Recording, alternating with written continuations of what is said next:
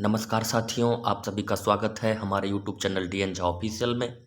साथियों, आज हम एससीईआरटी वर्ग 8 के भूगोल की पुस्तक हमारी दुनिया के इकाई 2 की चर्चा करेंगे और आज का हमारा टॉपिक है भारतीय कृषि। कक्षा में भूगोल की शिक्षक प्रवेश करते हैं और बच्चों को बताते हैं कि आज मध्याह्न भोजन के बाद सबको नज़दीक के प्रखंड में परिसर में कृषि मेला लगा हुआ है, वहीं मेला देखने सबको चलना है। बच्चे काफ़ी खुश होते हैं। शिक्षक बच्चों को लेकर मेला में चले जाते हैं। मेला में बहुत सारे चीज़ देखते हैं। बच्चे एकाग्र होकर उन सभी चीज़ों का अवलोकन करते हैं और उसमें पर्दे पर खेतों में लहलहाती हुई फसलें दिखाई दे रही थी और एक वृत्त चित्र दिखाया जा रहा था। उस चित्र के साथ उसमें आवाज़ भी सुनाई पड़ रही थी। अब उसमें क्या दिखाया जा रहा था, इसकी चर्चा कर रहे हैं और साथ ही साथ उसमें जो महत्वपूर्ण बिंदु है उसे आप या तो नोट कर लेंगे या वीडियो को पॉज कर आप इसे अपने मन मस्तिष्क में इसे स्टोर कर लेंगे। साथियों, तो खेती करना, जिसे हम कृषि कहते हैं, एक प्राथमिक क्रिया है। हमारे देश की 60% जनसंख्या कृषि कार्यों से ही जीविका पाती है। भूमि को जोतकर विभिन्न प्रकार की फसलें, सब्जियां, फल फूल उपजाना, पशुओं को पालना, मत्स्य पालन इत्यादि करना कृषि कार्य है। कृषि उत्पादों पर दूसरे अनेक उद्योग निर्भर करते हैं। खेती करना एक तंत्र की तरह है जिसमें बीज, सिंचाई, खाद, उपकरण व श्रमिक लगते हैं। जुताई, बुआई, निराई, कटाई चरणबद्ध प्रक्रियाएं की जाती है। तब जाकर अंतिम उत्पाद के रूप में हमें अनाज, दलहन, फल, सब्जी, ऊन, डेयरी उत्पाद, दुग्ध, मांस इत्यादि प्राप्त होते हैं। कृषि करने की विधि एवं तकनीक प्रत्येक भौगोलिक क्षेत्र में अलग अलग प्रकार की होती। ये बातें विचित्र में बताई जा रही है। साथियों, तो जो खेती है एक प्राथमिक क्रिया है। हमारे देश की 60% जनसंख्या उस पर निर्भर है, उससे जीविका पाती है। विभिन्न प्रकार की फसलें, सब्जियां, फल फूल उपजाना, पशुओं को पालना, मत्स्य पालन इत्यादि सभी कृषि कार्य है। इसलिए आप ये समझ लें कि सिर्फ आप जो फसल उगाना ही कृषि नहीं है। पशुओं को पालना, मत्स्य पालन करना, ये सभी कृषि कार्य है। और कृषि ऐसे कार्य है जिस पर अनेक दूसरे उद्योग भी निर्भर करते हैं। इसमें बीज, सिंचाई, खाद, उपकरण, श्रमिक सभी शामिल होते हैं और खेती की विभिन्न प्रक्रियाएं जिसकी हमने चर्चा की वो सभी आप जानते हैं। जुताई, बुआई, सारी प्रक्रियाओं के बाद हमें अंतिम उत्पाद के रूप में फल, सब्जी या जो भी अन्न इत्यादि मिलते हैं। अब पर्दे पर दृश्य बदल गए। सीढ़ीनुमा खेत दिखाई पड़ रहे थे, कहीं लोग समतल मैदान। अब समझ लीजिए साथियों, अब पर्दे पर दृश्य बदल जाता है। अब सीढ़ीनुमा खेत दिखने लगते हैं। अभी सीढ़ीनुमा खेत जंगलों को साफ कर, गड्ढों को भरकर पहाड़ों पर क्या किया जाता है, सीढ़ीनुमा खेत बनाकर फसलें उगाई जाती है। और उसमें फसलें उगाने से जमीन की उर्वरता कम हो जाती है। तो फिर फसल उगाने वाले किसान क्या करते हैं, उस जमीन को छोड़कर दूसरे जगह पर फिर खेती करते हैं। ऐसी खेती स्थानांतरित कृषि कहलाती है। तो होता क्या है कि जब किसी एक जगह पर हम खेती करना छोड़ देते हैं और जंगल के किसी दूसरे हिस्से को साफ करके वहां खेती करने लगते हैं, इसे स्थानांतरित कृषि कहते हैं। और इस स्थानांतरित कृषि में आधुनिक जो उपकरण है उसका उपयोग भी बहुत कम होता है। खाद इत्यादि का भी उपयोग नहीं होता, उसमें पैदावार भी ज़्यादा नहीं होता है। और इस तरह की कृषि को कर्तन एवं दहन कृषि भी कहा जाता है। तो स्थानांतरित कृषि को ही कर्तन एवं दहन इसलिए कि वहाँ पर जंगलों को काटा जाता है, ये कर्तन हुआ, और फिर उसी चीज़ों को, उसी वनों को जला दिया जाता है। तो इसी स्थानांतरित कृषि को कर्तन एवं दहन कहते हैं। अब उस स्थानांतरित कृषि को विभिन्न भागों में विश्व के विभिन्न भागों में विभिन्न नाम से जाना जाता है। इस बॉक्स को देखिए, यहाँ से प्रश्न पहली बीपीएससी शिक्षक भर्ती परीक्षा में भी पूछा गया था। विश्व के अनेक भागों में झूम कृषि की जाती है, जिन्हें विभिन्न देशों में विभिन्न नामों से जाना जाता है। जैसे वेनेजुएला में कोंको, मलेशिया में लदांग, मैक्सिको में मिल्फा, ब्राजील में रोका। बीपीएससी टीआरई 1 में ये प्रश्न आया हुआ था कि झूम खेती एक स्थानांतरित कृषि है, उसी को विभिन्न नामों से जाना जाता है विश्व के विभिन्न हिस्सों में। वेनेजुएला में कोंको, मलेशिया में लदांग, मैक्सिको में मिल्फा, ब्राजील में रोका। और भारत में देखिए, भारत में ये झूम स्थानांतरित कृषि को, इस बॉक्स को देखिए साथियों, स्थानांतरित कृषि को अलग अलग क्षेत्रों में अलग अलग नामों से जाना जाता है। जैसे असम और उत्तर पूर्व के क्षेत्रों में झूम खेती उसी को कहा जाता है। आंध्र प्रदेश में पोडू, उड़ीसा में पामाडावी, केरल के क्षेत्रों में कुमारी, राजस्थान में वालरे, हिमालय क्षेत्र में खिल तथा झारखंड में कुरुल इत्यादि नामों से उसी झूम खेती या स्थानांतरित खेती या उसी को करतन एवं दहन खेती कहते हैं, कृषि कहते हैं, उसी के अलग अलग नाम हैं। ये पहाड़ी दृश्य है, बच्चे देख रहे हैं, उत्सुकता बढ़ रही है। तो इस तरह की खेती में क्या क्या होते हैं? मुख्य रूप से चावल और मक्के की फसलें उगाई जाती है। बिहार में इस प्रकार की खेती के प्रमाण नहीं मिलते हैं, ज़्यादातर बिहार में नहीं होती है ये झूम कृषि। बच्चे देख रहे हैं, सुन रहे हैं, ये वृत्त चित्र देख रहे हैं, भीड़ भाड़ वाले ग्रामीण इलाकों को दिखाया जा रहा है।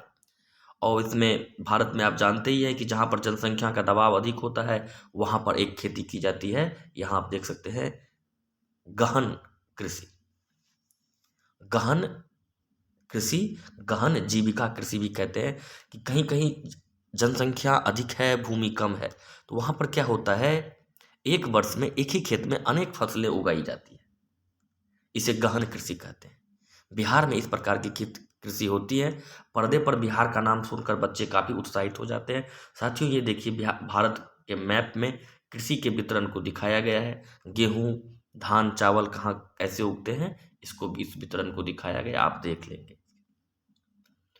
बिहार का नाम सुनते बच्चे काफ़ी खुश हो जाते हैं और अब पर्दे पर आम, लीची, कपास, नारियल, इस सब के मसाले, केला, बांस इत्यादि के दृश्य दिखाई दे रहे हैं। हरियाली छाई थी पर्दे पर। तो अब बच्चे काफ़ी इन बागानों को देखकर खुशी महसूस कर रहे हैं। पर्दे पर आवाज़ गूंजी, आधुनिक कृषि उपकरणों और बड़े पूंजी निवेश से जब बड़े पैमाने पर फसलों का उत्पादन करते हैं जिसकी बिक्री के लिए बड़ा बाजार उपलब्ध रहता है, तो इस प्रकार की कृषि वाणिज्यिक कृषि कहलाती है। यहाँ से आपको जानना है, आधुनिक कृषि उपकरणों और बड़े पूंजी निवेश से जब बड़े पैमाने पर फसलों का उत्पादन करते हैं जिसकी बिक्री के लिए बड़ा बाजार उपलब्ध रहता है, तो इस प्रकार की कृषि वाणिज्यिक कृषि कहलाती है। अब देखिए, उत्तर बिहार में मखाना, केला और तंबाकू की खेती वाणिज्यिक कृषि के उदाहरण है। यहाँ से प्रश्न बनेंगे, उत्तर बिहार के जो वाणिज्यिक कृषि के उदाहरण क्या होगा? मखाना, केला, तंबाकू। बिहार का नाम आते बच्चे जोरदार ताली बजा रहे हैं, काफ़ी आनंद ले रहे हैं और अधिक उत्सुकता से चीज़ों को देख रहे हैं। महिला उद्घोषिका की आवाज़ सुनाई पड़ती है। इस बीच भारत में वर्षा ऋतुओं के अनुसार फसलें रोपी और काटी जाती है। यहाँ मुख्य रूप से 3 फसल ऋतुएं। अब आपको जो जानना है कि भारत में वर्षा ऋतु के अनुसार भारतवर्ष में ऋतु के अनुसार फसलें रोपी और बोई जाती है, सीजन के अकॉर्डिंग, और उसके आधार पर फसलों को 3 भाग में बांटा गया है, खरीफ, रबी और जायद। जायद को गर्मा फसल भी कहा जाता है। तो खरीफ को समझिए, मानसून आने के साथ ही जून जुलाई में बोए जाने वाली और अक्टूबर नवंबर में काटी जाने वाली फसलें खरीफ फसलें कहलाती है। इसमें मुख्य रूप से धान, मक्का, जूट, मूंगफली इत्यादि है, आप सभी जानते हैं। रबी की फसलें, ये फसलें अक्टूबर नवंबर में बोई जाती है, मार्च अप्रैल में काट ली जाती है। इस दौरान उपजने वाली फसलों को तापमान एवं जल की आवश्यकता खरीफ की अपेक्षा कम होती है, लेकिन खुली धूप और नमी आवश्यक है। रबी फसलों में गेहूं, चना, मटर, मसूर, जौ इत्यादि। अभी का सीजन जिस समय हम आपको वीडियो बना रहे हैं, आप खेतों में गेहूं, चना, मसूर इत्यादि को देख रहे होंगे, ये सभी रबी की फसल है। उद्घोषिका ने कहा कि खरीफ और रबी के बीच अर्थात गर्मी के मौसम में 2 फसलें बोई जाती है जो जायद कहलाती है। यानी आप देखेंगे अप्रैल मई के बाद खरीफ और रबी के बीच, अब यार खरीफ और रबी के बीच अब देखेंगे कि जो बहुत कम समय के लिए कुछ फसलें गर्मी महीना में बोई जाती है, तरबूज, ककड़ी, खीरा, ये जायद फसल कहलाते हैं। तो आप साथियों समझ गए होंगे चीज़ों को। अब हम महत्वपूर्ण बिंदु, अब यहाँ देखिए, अब ये वित्त चित्र समाप्त हो जाता है जो पर्दा पर दिखाया जा रहा था। अब मेला में किसान चाचा होते हैं, एक बहुत बुजुर्ग किसान होते हैं। शिक्षक उन किसान चाचा से आग्रह करते हैं, बुजुर्ग किसान से, कि बच्चों को आप ही अपना कुछ अनुभव सुनाइए। तो वो बुजुर्ग किसान बच्चों को बताते हैं कि उपयोगिता के आधार पर फसलों को 5 भागों में बांटा गया है। अब इसे आप याद रखें, ये खाद्य फसलें, रेशेदार फसलें, पेय फसलें, बागवानी फसलें, व्यापारिक फसलें। खाद्य फसलें में जिसमें धान, गेहूं, चना, मूंग, मटर, अरहर, ज्वार, बाजरा, रागी, मक्का इत्यादि।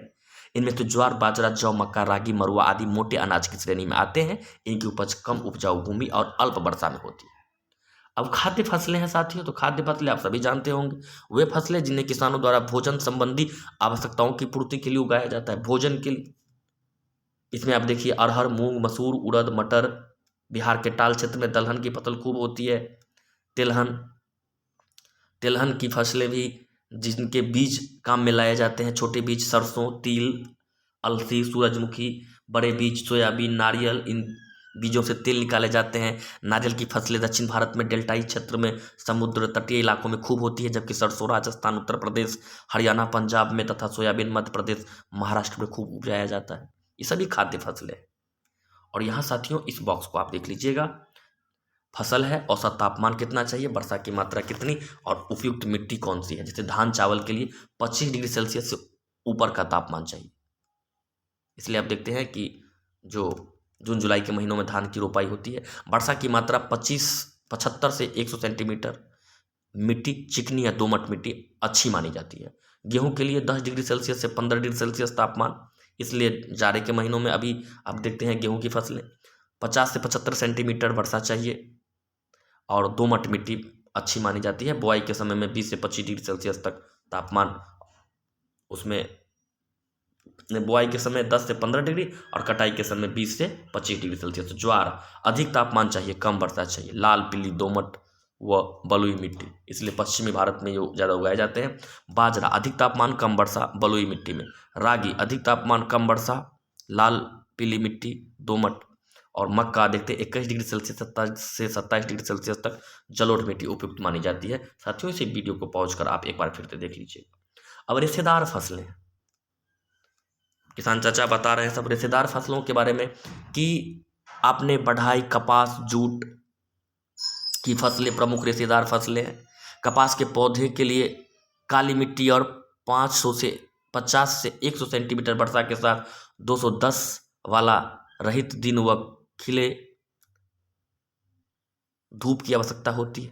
गुजरात, महाराष्ट्र, मध्य प्रदेश, तमिलनाडु इत्यादि में ये रेशेदार फसलें उगाई जाती है। कपास, जूट इत्यादि 50 से 100 सेंटीमीटर वर्षा की जरूरत होती है। आगे देखिए कहने लगे सुनहरा रेशा भी कहते हैं। सुनहरा रेशा किसको कहा जाता है? जूट की, जूट की फसल को, जूट को सुनहरा रेशा भी कहा जाता है। बिहार में किशनगंज, पूर्णिया, अररिया, दरभंगा, सहरसा में खूब इसकी खेती होती है। जूट की उपज के लिए साधारण तापमान 25 डिग्री सेल्सियस से 35 डिग्री सेल्सियस तक और वर्षा 100 सेंटीमीटर से 200 सेंटीमीटर, अर्थात उच्च तापमान और अधिक वर्षा वाले क्षेत्र में जूट की खेती होती है। पश्चिम बंगाल, उड़ीसा, असम में यह खूब उपजाया जाता है। बांग्लादेश इसके उत्पादन में अग्रणी देश है। बांग्लादेश जूट के उत्पादन में अग्रणी देश है, यानी विश्व में प्रथम स्थान पर है। पेय फसलें साथियों, तो आप चाय, कॉफी, कोको इत्यादि लेते हैं, तो भारत में असम, पश्चिम बंगाल, मेघालय, त्रिपुरा इत्यादि, तमिलनाडु, केरल, हिमाचल प्रदेश में चाय की फसल खूब होती है। बिहार के किशनगंज और पूर्णिया जिले में भी चाय की फसल होती है। भारत विश्व में चाय का अग्रणी निर्यातक देश है। चाय के उत्पादन में भारत विश्व में प्रथम स्थान पर है। दूसरी पेय पदार्थ भारत में कॉफ़ी है। कॉफ़ी को भारतीय कॉफ़ी को मधुर कॉफ़ी भी कहा जाता है। यह कर्नाटक, तमिलनाडु, केरल में पैदा किया जाता है। भारतीय कॉफ़ी अपनी गुणवत्ता के कारण काफ़ी लोकप्रिय है। आगे हैं बागवानी फसलें, केला, आम, लीची, सब्जियां, फूलों इत्यादि सब बागवानी फसलें हैं। और इनकी देखते यहाँ देखिए ट्रक फार्मिंग, की फूलों की खेती साल भर उसकी डिमांड रहती है। सब्जियों की मांग प्रतिदिन होती है, इसलिए साग सब्जियों की खेती को ट्रक फार्मिंग भी कहा जाता है। साग सब्जियों की खेती को ट्रक फार्मिंग कहा जाता है, और ये सब बागवानी फसल के अंतर्गत आते हैं। आगे बढ़ते हैं साथियों, व्यापारिक फसलें। अभी मैंने चर्चा की थी रबर, मखाना, तंबाकू, मिर्च, गन्ना, जिसका बड़े स्तर पर वाणिज्यिक उपयोग हो, पैसे की प्राप्ति हो, बहुतायत में उगाई जाती है ऐसे फसल। बीड़ी, सिगरेट, चीनी, टायर आदि उद्योग इन्हीं फसलों पर आधारित है। बिहार में चीनी की कई मिलें हैं, अर्थात बहुत साथियों बहुत मिल तो बंद भी हो गया है, हाँ, लेकिन यहाँ लिखा है। यही कहानी बच्चों और फसलों के उपयोग की है। इतना कहकर वो चुप हो गए, किसान जो थे बुजुर्ग किसान, ये सारी बातें बच्चों को बताकर वो चुप हो गए। अब बच्चों को फसलों के बारे में यह जानकारी बड़ी अच्छी लगी, सबने धन्यवाद दिया। शिक्षक ने नेतृत्व में से बच्चे स्टॉल को देखने निकले। एक स्टॉल पर कैलेंडर नुमा पेपर लिखा था, कृषि को प्रभावित करने वाले कारक। आगे गए, एक स्टॉल था, उस पर लिखा था कृषि को प्रभावित करने वाले कारक। तो साथियों यहाँ पर आप समझ सकते हैं वर्षा पर निर्भरता, भारत में वर्षा पर निर्भरता जो है कृषि की अधिकांश है, इसलिए सरकार जो है न सिंचाई के साधन की व्यवस्था कर रही है, लगातार प्रयास कर रही है। आप देखते हैं कि अतिवृष्टि तो कभी अल्पवृष्टि, कभी बहुत ज़्यादा हो गया तो बाढ़ आ गया तो अभी फसल प्रभावित, कभी अनावृष्टि या अल्पवृष्टि, बारिश ही कम होती है। तो इस प्रकार से फसल वर्षा पर निर्भरता भारत में है। खेतों के छोटे आकार, छोटे छोटे खेत हैं किसानों के, इसलिए छोटे भूजोत आर्थिक दृष्टि से अलाभकारी होते हैं। चकबंदी के कारण ये सब दिक्कतें आ रही है। भूमि का असमान वितरण, कहीं ऊंचा कहीं गड्ढा, इस तरह से देखते होंगे, ये भी कृषि को प्रभावित करते हैं। आगे है कृषि ऋण। कृषि ऋण, अब छोटे किसान बीज, कीटनाशक आदि के लिए महाजनों या अन्य संस्थाओं से कर्ज लेते हैं, ऊंची सूद पर लेते हैं और बहुत ज़्यादा महंगा ऋण होता है, इसलिए किसान लौटा नहीं पाते। इनके कृषि उत्पादन क्षमता को ये सब प्रभावित करते हैं, यानी कृषि ठीक से नहीं कर पाते हैं। कृषि विपणन, कभी कभी किसान ने फसल उगाया, वो बाजार में उसका उचित दाम नहीं मिल पाया, व्यापारी सस्ते दामों पर ये खरीद लेते हैं और किसान बाध्य है उसे बेचने के लिए, तो ये कृषि विपणन कहलाता है। आगे है परंपरागत कृषि। भारत में वैसे अब तो बदला है स्थिति, लेकिन पहले हल, बैल, कुदाल, खंती, खुरपी, हंसुआ इत्यादि परंपरागत खेती और औजारों से खेती करते हैं। अभी भी बहुत सारे लोग इन पर आधारित है। फसल की कटाई, रोपाई मानव श्रम पर आधारित है, तो इसलिए ये भी कृषि को प्रभावित करते हैं। बीजों की भी, उन्नत किस्म के बीजों का प्रचलन कम है, बहुत कम लोग ऐसा उपयोग करते हैं। अब इसी बीच बच्चों अब किस भी मार्ग मेला में आगे बढ़ते हैं तो प्रखंड कृषि पदाधिकारी मिलते हैं और शिक्षक उनसे परिचय कराते हैं बच्चों का। प्रखंड कृषि पदाधिकारी भी बिहार के बारे में अपनी बात रखते हैं कि बिहार की कृषि मानसून पर आधारित है, वही कभी अल्पवृष्टि अतिवृष्टि से प्रभावित है। खेती के परंपरागत तरीके अपनाए जाते हैं और कृषि जीवन निर्वाह के लिए ही किया जाता है। ज़्यादातर लोग अपने उपयोग में जितने चीज़ आते हैं उसी पर आधारित रहते हैं कि हमें खाने के लिए अन्न मिल जाए, हो गया।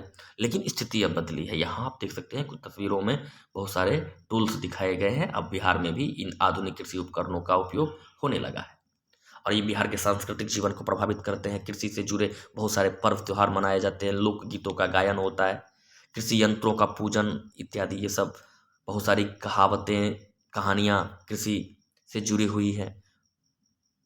तो ये सब बच्चे को बता रहे हैं प्रखंड कृषि पदाधिकारी। हाँ, और हरित क्रांति को समझ लेते हैं कि क्या हुआ कि अब जो पहले भारत में जो उन्नत किस्म के बीज नहीं थे, वैज्ञानिक उपकरण नहीं थे, इन सब की व्यवस्था हुई और 1960 के दशक में कृषि के क्षेत्र में व्यापक बदलाव आए। इन्हीं बदलाव के कारण इसे हरित क्रांति नाम दिया गया। इसमें परंपरागत कृषि के बदले वैज्ञानिक उपकरणों, संकर बीज, कीटनाशकों, सिंचाई इत्यादि, जिसकी मैंने चर्चा की, इसका प्रयोग होने लगा। और हरित क्रांति, इसे आगे पढ़ेंगे आप बायोलॉजी में। हाँ, उसमें बहुत सारे जो डॉक्टर MS स्वामीनाथन, वर्गीज कुरियन, इन लोगों का नाम जुड़ा हुआ है। अब साथियों यहाँ पर है, अब जो गवर्नमेंट भी बढ़ावा दे रही है, सहकारी समितियां है, पैक्स का गठन, किसान क्रेडिट कार्ड इत्यादि की सुविधाएं प्रदान की गई है। विस्कोमान द्वारा खाद बीज उपलब्ध करवाई जा रही है। विस्कोमान, एक जो आप पटना में जानते होंगे विस्कोमान टावर है, वहाँ से खाद बीज इत्यादि उपलब्ध कराया जाता है। अब एक श्री विधि तकनीक है।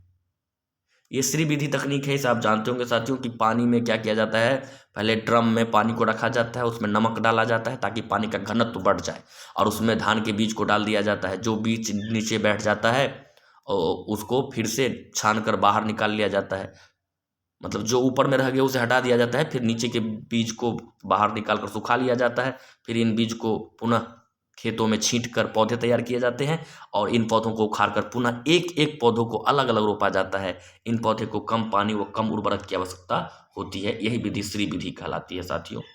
और आप जानते हैं कि आकाशवाणी, दूरदर्शन इत्यादि पर भी कृषि संबंधी जानकारी दी जाती है। केंचुओं का पालन, खाद तैयार किया जाता है। क्या होता है, जैविक खाद बनाया जाता है। जीवों के अवशेष, खरपतवार, गोबर, पत्तियों के छिलके सड़ा कर बनाया जाता है और उसमें केंचुओं को रखा जाता है। ये केंचुआ जैविक कृषि के लिए जैविक खाद बनाते हैं, जैविक खाद। और मिट्टी के जांच के लिए सभी प्रखंडों में प्रयोगशालाएं स्थापित की गई है। मिट्टी की उर्वरता की जांच कर आवश्यकतानुसार उपाय किए जा सके। आत्मा एवं बामेती जैसी संस्थाएं कृषि के क्षेत्र में किसानों की मददगार सरकारी एजेंसी है। तो आत्मा और बामेती एक किसानों के मदद के लिए बनाई गई संस्थाएं हैं। जैव खाद बनाने, केंचुआ का पालन प्रशिक्षण किसानों को दिया जा रहा है। तो आप सभी जानते होंगे, प्रैक्टिकली इन चीज़ों को देखते भी होंगे साथियों। अब यहाँ महत्वपूर्ण बात है, असम प्रदेश में चाय की सर्वाधिक खेती होती है। दक्षिण चीन में चाय के बड़े बड़े बागान हैं, लेकिन दार्जिलिंग के हैप्पी घाटी के चाय की विश्व में सर्वाधिक मांग है। तो असम में अब पहले भी चर्चा हमने कर ली है, लेकिन दार्जिलिंग में जो हैप्पी घाटी की चाय है उसकी विश्व में सर्वाधिक मांग है। असम की घाटी में ब्रह्मपुत्र नदी घाटी असम की घाटी जो ब्रह्मपुत्र नदी की घाटी में स्थित है, एक निम्न भूमि है, अर्थात नीची भूमि है, जो चीन के बाद विश्व का दूसरा सबसे बड़ा चाय उत्पादक प्रदेश है। यानी चीन के बाद एक प्रदेश के रूप में सबसे बड़ा उत्पादक प्रदेश कौन है? असम। भारत के असम अन्य चाय उत्पादक क्षेत्रों के विपरीत यहाँ चाय अधिकांश जगहों पर चाय पहाड़ी ढालों पर उगाया जाता है, लेकिन असम में चाय नदी घाटी में कम ऊंचाई पर ही उगाया जाता है। और चाय बागान में काम करने वाले अधिकांश स्थानीय कछारी लोग होते हैं। चाय की खेती के लिए तापमान देखिए, भौगोलिक परिस्थितियाँ 25 से 30 डिग्री सेंटीग्रेड व वर्षा 150 सेंटीमीटर से अधिक होती है।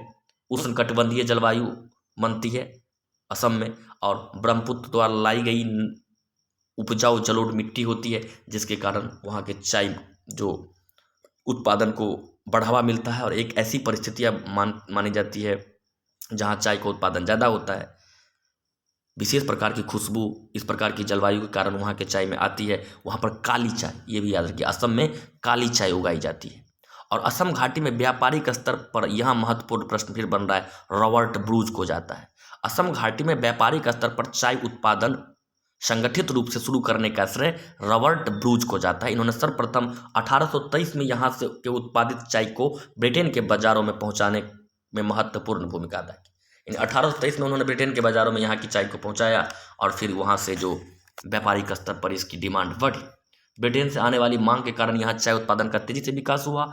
आज यहाँ लगभग 6,80,400 किलोग्राम चाय का उत्पादन प्रति वर्ष होता है। पहले चाय उत्पादन मानव श्रम पर आधारित थी, लेकिन अब आधुनिक मशीन इत्यादि का प्रयोग करने से बहुत कम समय में चाय बेचने योग्य बन जाता है। अब उत्तर पश्चिम भारत में प्रमुख खाद्यान्न उत्पादक प्रदेश पंजाब है साथियों, आप सभी जानते हैं, इसलिए उसको आप यहाँ देख सकते हैं।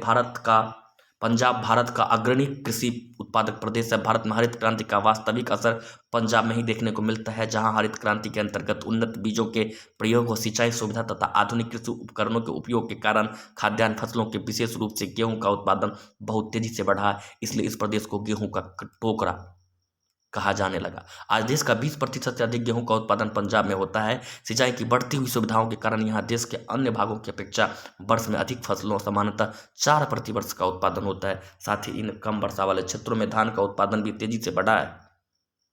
इन दो फसलों के अतिरिक्त मक्का, तिलहन, दलहन, कपास इत्यादि फसलों के साथ साथ व्यापक स्तर पर डेयरी फार्मिंग भी की जाती है, जिससे बड़े पैमाने पर डेयरी उत्पाद जैसे दूध, घी, अंडा, मांस का भी व्यापक उत्पादन होता है।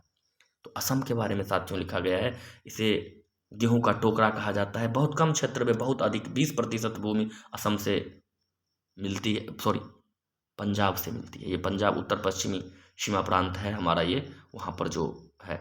तो यहाँ देख सकते हैं साथियों, जो भी है आप चीज़ों की हमने चर्चा की थी, आप देख सकते हैं। और पंजाब में कृषि इतने जो महत्वपूर्ण भूमिका है कृषि की, उसके कुछ कारण है। तो यहाँ देखिए, पंजाब में कृषि योग्य भूमि की उर्वरा शक्ति तेजी से कम हो रही है।